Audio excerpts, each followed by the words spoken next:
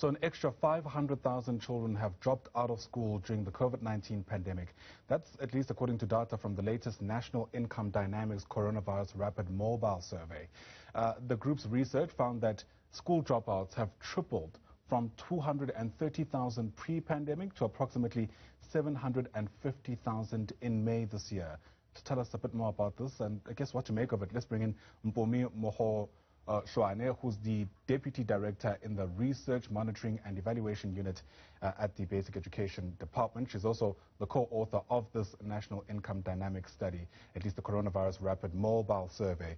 Mpumi, it's great to have you on the program. Thanks indeed for making time.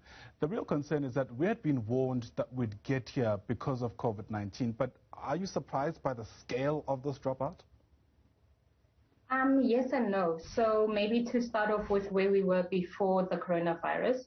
So South Africa, like most developing countries, had near universal learner attendance at school. So South Africa's figures since 2002 were that 98% of children were in school on a full-time basis. So although the number is high, I mean, 500,000 more children out of school is significant, we are still at more than 92% attendance. So firstly, but secondly, I think some of these changes can be expected. We are living in a pandemic, and so we have some pandemic unique reasons why some children would be out of school. I guess another way to gauge whether or not this should really have us concerned is by trying to measure how we're faring with our counterparts, perhaps even on the continent. Is that data available? Are they also seeing this kind of dropout in their schools? I'm expecting so. So the kind of data that's available currently, unfortunately, is not at the level of detail that South Africa has managed to collect through the NIDS-CRAM survey. So we have some UNESCO reports of the number of children that have been out of school. But to your point, it is something to be concerned about because we know that what we're seeing now, even if it's temporary, the longer children are out of school on a temporary basis, the more it becomes a permanent dropout. So we want to work on how to get those children back in school as soon as possible. Yeah, among the things worth noting in this report is that apparently the dropout levels are more prevalent in lower grades. What unique challenges does that present? So the dropout, I would say, is actually across all phases. So in the foundation phase, we have a schooling in 4 phases: foundation phase, intermediate, senior, and FET. And for all of those categories, those 4 categories, we're seeing about 10% of children in those categories not returning. So it doesn't look like it's the younger or older ones that are more disadvantaged. What you are saying about the younger children and the concern specifically about that is that for young children, when they miss a day or 2 or 3 of schooling, they are basically missing out on how to learn, right? Because in grade 1, 2, and 3, you're still taught the basics of how to learn, the skills of how to learn, and therefore you can't learn on your own. Whereas older children maybe are more able to catch up and learn on their own at home. Sure. And how are we doing when it comes to following up specifically why children are dropping out during this time? I mean, the broader reason is because of COVID-19, but there must be some kind of specific context-backed reason for perhaps why specifically women or girl pupils are not necessarily returning. So we don't have a gender issue in South Africa. That is often the case across the continent, but in South Africa, actually, we have gender parity, so the same amount of boys and girls attending school. But the pandemic-specific reasons that we are hearing about are anxiety, so anxiety by parents on virus spread or protecting their children. We know that there's been talk about comorbidities and having any sort of underlying illness that may make you vulnerable. So if a parent has a child who they think is especially vulnerable, they may keep them out.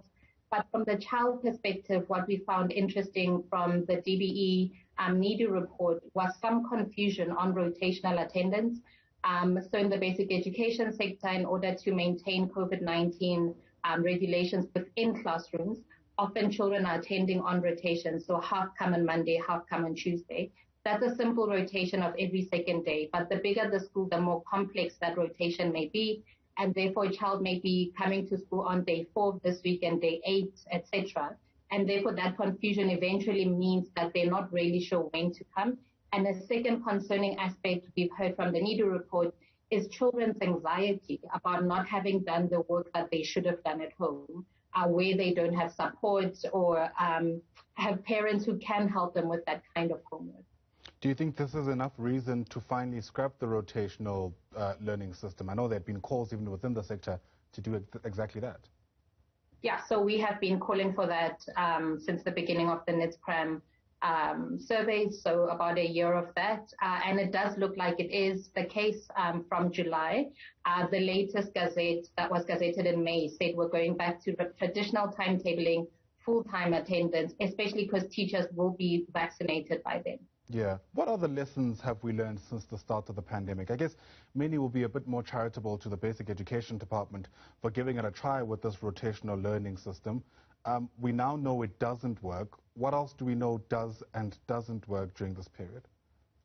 I think what we've learned during this period is just how fragile our education system is, that these kinds of absence from school have a serious implication in terms of learning, and that the Pediatrician Association of South Africa has been correct all along that schools don't pose a particular threat in the case of this pandemic. And that even as we go on and we may experience further waves, we should really close schools as a last resort. Yeah, I mean, the kind of backlogs we're seeing now, have we been able to quantify how long it will take us to make up for this lost time yet? Is that something we can even conceptualize at this stage? Yeah, so there have been some simulations and our data has been included in some of the work of UNESCO. And the takeaway is that if we intervene now, so firstly stop learning losses, and we stop learning losses by being at school every single day so that they're not compounding, and we remediate. And how we remediate is through a trimmed curriculum, which has already been done, and providing teachers and children with extra support. We may be able to catch this up within the next 3 or so years. All right, thanks very much indeed for letting us in on what you know about this study. Certainly concerning stuff, but one can only hope that it kind of leads to discussions that will help us mitigate the problem as it unfolds. Mpumi Mohohlwane is the Deputy Director in Research, Monitoring and Evaluation at the Department of Basic Education. Thanks very much indeed for your time.